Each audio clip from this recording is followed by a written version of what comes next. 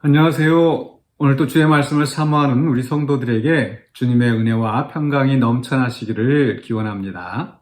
오늘 우리가 함께 나눌 하나님의 말씀은 시편 45편 9절로 17절입니다. 제가 봉독하겠습니다. 왕이 가까이 하는 여인들 중에는 왕들의 딸이 있으며 왕후는 오빌의 금으로 꾸미고 왕의 오른쪽에 서도다. 딸이여 듣고 보고 귀를 기울일지어다. 내 백성과 내 아버지의 집을 잊어버릴지어다. 그리하면 왕이 내 아름다움을 사모하실지라. 그는 내 주인이시니 너는 그를 경배할지어다. 두로의 딸은 예물을 드리고 백성 중 부한 자도 내 얼굴 보기를 원하리로다. 왕의 딸은 궁중에서 모든 영화를 누리니 그의 옷은 금으로 수놓았도다. 수놓은 옷을 입은 그는 왕께로 인도함을 받으며 시종하는 친구 처녀들도 왕께로 이끌려 갈 것이라. 그들은 기쁨과 즐거움으로 인도함을 받고 왕궁에 들어가리로다. 왕의 아들들은 왕의 조상들을 계승할 것이라. 왕이 그들로 온 세계의 군왕을 삼으리로다.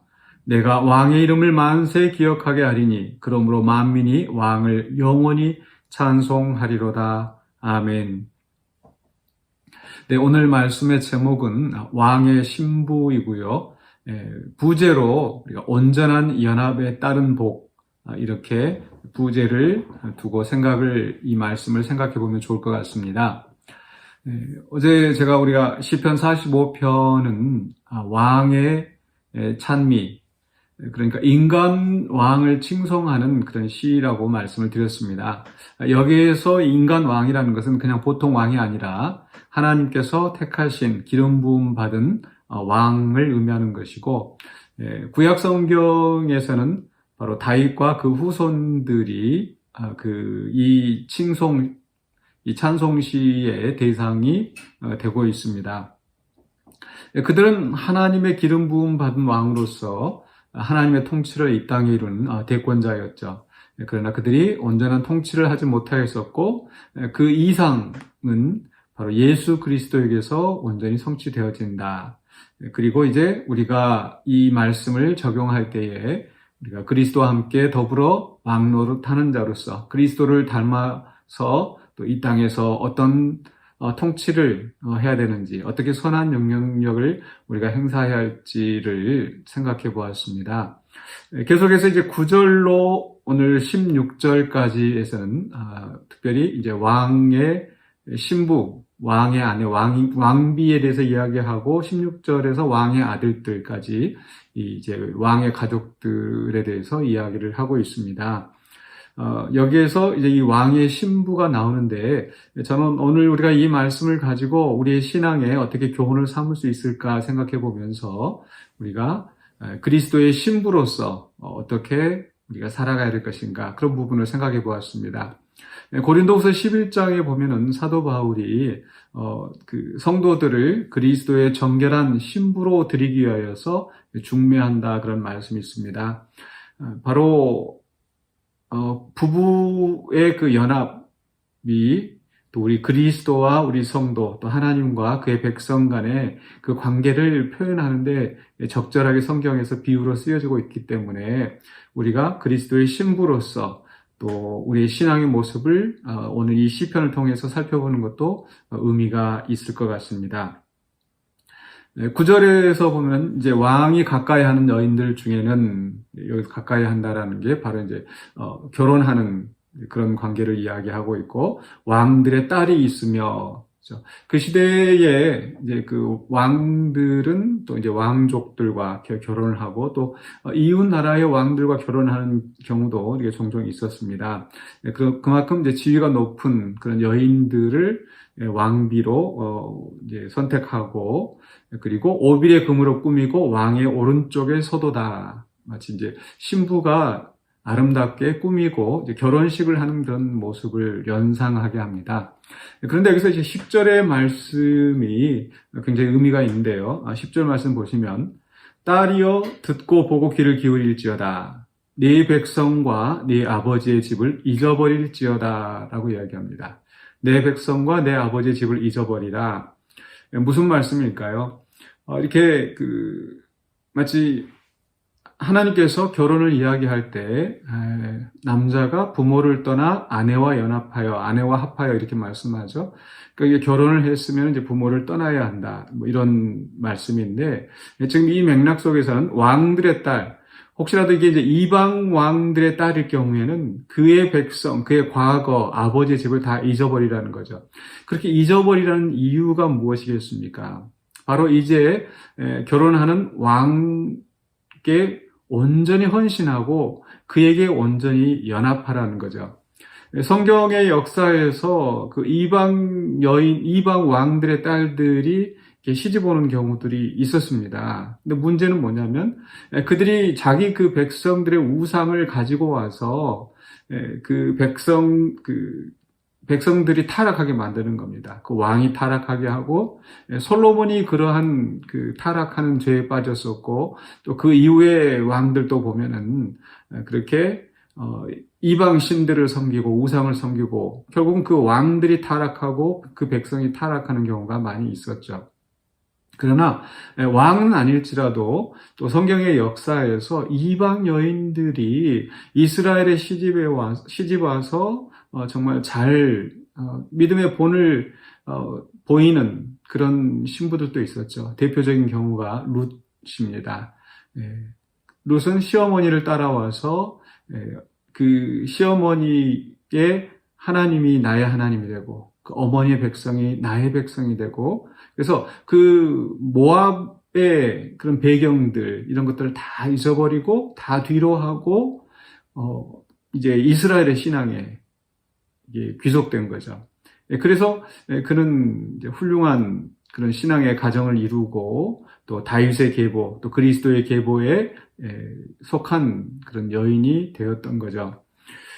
바로 이 말씀을 생각하면서 우리가 이제 그리스도께 부르심을 받아서 택하심을 받아서 또 예수님을 나의 왕 나의 주로 우리가 믿고 따르게 되었으면 우리는 우리의 세상 것들, 세상에 속한 것들은 잊어버리고 온전히 주님께로 향해야 된다는 거죠. 이게 온전한 연합입니다. 예수님께서도 제자들 향하여 말씀하시기를 쟁기를 잡고 뒤를 돌아보는 자는 하나님의 나라에 합당하지 않다고 말씀하였습니다. 그래서 우리가 이 세상의 것들을 뒤로 하고 온전히 주님만 바라보면서 주님 앞에 온전히 헌신하는 그런 결단, 그런 각오가 있어야 되겠습니다. 그 이후로 주시는 말씀에서는요, 11절 이하에서는 그렇게 온전한 연합을, 온전한 헌신을 하는 그 신부에게 따르는 복이 나옵니다. 한 5가지 정도로 요약이 되어지는데요. 우리가 그리스도께 온전히 연합하였을 때 우리에게 어떤 복이 따르는지 생각해 보면요. 먼저 11절에서는요. 그리하면 왕이 네 아름다움을 사모하실지라 그는 내 주인이시니 너는 그를 경배할지어다. 신부가 신랑을 온전히 따르고 또 연합하면 그 신랑이 신부를 사랑합니다. 그래서 우리가 주님께 온전히 헌신했을 때 주님이 우리를 더욱 사랑하십니다. 우리가 하나님을 알기도 전에, 우리가 하나님을 사랑하기 전에 먼저 우리를 사랑하시고 부르셨는데 우리가 사랑으로 연합할 때 하나님은 우리를 더욱 사랑하실 줄로 믿습니다. 그런데 세상에 미련을 두고 세상을 바라보면서 갈 때 그 하나님으로부터 그 사랑을 기대한다는 것은 잘못된 거겠죠. 그래서 우리는 그리스도께 온전히 연합하고 헌신하여서 또 그리스도의 사랑을 받는 우리 성도들이 되시기를 주님의 이름으로 축원합니다. 두 번째 복은요, 12절에 있는데요. 두로에 따른 예물을 드리고 백성 중 부한 자도 내 얼굴 보기를 원하리로다. 두로 하면은 무역을 하면서 굉장히 돈이 많은 또 그 백성들은 굉장히 이렇게 그 사치를 하고 그런 잘 꾸미는 그런 사람들인데요, 그 시대에. 바로 두로에 따른 예물을 드린다. 또 백성 중에 부한 자들이 네 얼굴을 보기를 원한다라는 것은 이 백성들의 존경을 받는 겁니다. 백성들이 와서 예물을 바치고 또 인사를 하고 그렇게 된다는 거죠. 즉 무엇입니까? 사람들에게 존중을 받는 거죠. 왕의 사랑을 받는데 그 백성들이 그 왕비를 존중하는 거 당연하겠죠. 우리가 그리스도께 온전히 연합할 때 우리가 또 사람들에게 존중받는 자가 될 줄로 믿습니다. 물론 이 세상에서 우리 주님께서 말씀하신 것처럼 주님이 미움을 당하셨기 때문에 먼저 미움을 당하셨기 때문에 우리가 또 이 땅에서는 잠깐 미움과 고난과 박해가 있을 수 있습니다. 그러나 주님 영광 받으시는 그날에 우리도 주님과 함께 그렇게 사람들에게 인정을 받고 또 칭송을 받는 그 날이 이를 줄로 믿습니다. 그래서 우리가 주님께 연합함으로 또 존중받는, 칭송받는 우리들이 되기를 원합니다. 세 번째로는요, 바로 13절입니다. 왕의 딸은 궁중에서 모든 영화를 누리니 그의 옷은 금으로 수놓았도다. 왕에게 사랑받는 왕비가 아주 아름다운 옷으로 영광스럽게 치장을 하는 거 너무나 당연한 거 아니겠습니까? 이것은 우리가 그리스도께 온전히 헌신하였을 때, 온전히 연합하였을 때 그렇게 영광스럽게 높임을 받는다라는 것을 생각하게 합니다. 그리스도의 영광스러운 몸과 같이 주님의 부활의 날에, 주님 오시는 재림의 날에 우리도 그렇게 영광스럽게 변화하게 될 줄로 믿습니다. 그 영광의 날을 바라보면서 우리는 이 땅에서 또 어떤 고난과 박해가 있다 할지라도 끝까지 주님을 붙잡고 또 주님께 헌신하는 자가 되어야 될 줄로 믿습니다. 네 번째로는요, 15절에 있습니다. 14절, 15절 보면은 수놓은 옷을 입은 그는 왕께로 인도함을 받으며, 즉 이제 왕과 이제 합방하는 또 결혼하는 그런 모습을 연상하게 하는데요. 시종하는 친구 처녀들도 함께 처녀들도 왕께로 이끌려 갈 것이라. 또 그 몸종들과 함께 이제 왕 앞으로 인도함을 받습니다. 15절에 그들은 기쁨과 즐거움으로 인도함을 받고 왕궁에 들어가리로다. 기쁨과 즐거움입니다. 이것이 그리스도께 연합한 성도들의 네 번째 복이라고 할 수 있겠죠. 외적으로 우리가 영광스럽게 될 뿐만 아니라 내면적으로도 기쁨과 즐거움이 넘쳐나게 됩니다. 우리가 주님 앞에 서게 될 때 얼마나 기쁘고 행복할까요? 그러나 주님께 온전히 헌신하지 못한 사람은 주님 앞에 부끄러울 것입니다. 주께 온전히 연합함으로, 헌신함으로 정말 풍성한 기쁨과 즐거움을 누리는 우리 성도들이 되시기를 축원합니다. 마지막으로 다섯 번째로 이렇게 그 왕비가 사랑을 받고 왕궁의 인도함을 받아서 왕과 합방하였을 때 무슨 일이 일어납니까? 왕의 아들들을 출산하게 되고 그 왕의 아들들이 16절에 왕의 조상들을 계승할 것이라 말씀하시죠. 이것은 우리 성도들이 그리스도께 온전히 연합하고 헌신하였을 때 또 우리의 자손들이, 우리의 다음 세대들이 그 믿음의 본을 본받아가는 그런 복을 누리게 된다는 겁니다. 우리 그 교회 역사에서도 많은 그 믿음의 명가를 이루어가는 그런 신앙의 선배들이 있죠. 그들이 먼저 헌신하고 하나님께 온전한 그 신앙생활의 길을 갔기 때문에 그 자손들이 본을 받아서 그렇게 훌륭한 믿음의 가문들을 세워나가는 거죠. 우리 성도들도 이렇게 그리스도께 온전히 충성하고 헌신하여서 또 우리의 자녀들이 또 우리의 다음 세대들이 믿음의 그 열매를 이어가는 그런 선한 그 믿음의 명문들로 세워지시기를 주님의 이름으로 축복합니다.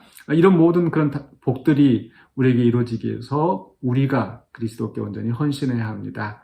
우리의 세상 것들을 잊어버리고 또 세상에 속한 나의 욕심도 버리고 온전히 주님을 바라보면서 주께 연합하는 오늘 또 하루가 되시고 또 평생에 주님께 충성하시는 우리 성도들이 되시기를 주님의 이름으로 축복합니다. 기도하겠습니다. 사랑의 주님 은혜를 감사합니다. 우리를 구원하여 주시고 우리 하나님의 자녀 삼으시고 또 우리를 주님께 온전히 연합한 또 신부로 세워주심을 인하여 감사를 드립니다. 우리가 세상의 것을 뒤로 하고 그것에 미련을 두지 않고 온전히 주님만 바라보며 주님이 원하시는 뜻을 이루어가는 주께 온전히 연합하고 헌신하는 성도들이 되기를 원합니다. 주여 도와주시옵소서. 그래 주님께서 우리에게 약속하신 또 주님께서 예비하신 모든 풍성하고 아름다운 복을 누리는 우리 모두가 되게 하여 주시옵소서. 예수 그리스도 이름으로 기도하옵나이다. 아멘.